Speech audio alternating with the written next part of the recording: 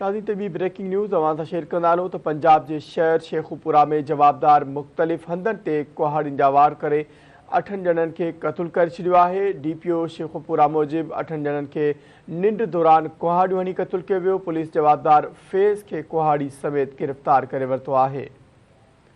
ख़बर अवां शेयर कई पिया। पंजाब के शहर शेखुपुरा में जवाबदार मुख़्तलिफ़ हंधनि ते कुहाड़ियुनि जा वार करे 8 ॼणनि खे क़तल करे छॾियो आहे। DPO शेखुपुरा मूजिब 8 ॼणनि खे निंड दौरान कुहाड़ियूं हणी क़तल कयो वियो। पुलिस जवाबदार फैज़ खे कुहाड़ी समेत गिरफ़्तार करे वरितो आहे। पुलिस जो वधीक चवणु आहे त जवाबदार जो ज़हनी तवाज़ुन ठीक नथो लॻे।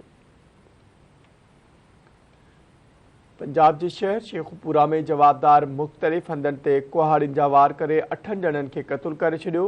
DPO शेखुपुरा मूजिब 8 ॼणनि खे निंड दौरान कुहाड़ियूं हणी क़तल कयो वियो। पुलिस जवाबदार फैज़ खे कुहाड़ी समेत गिरफ़्तार करे वरितो आहे।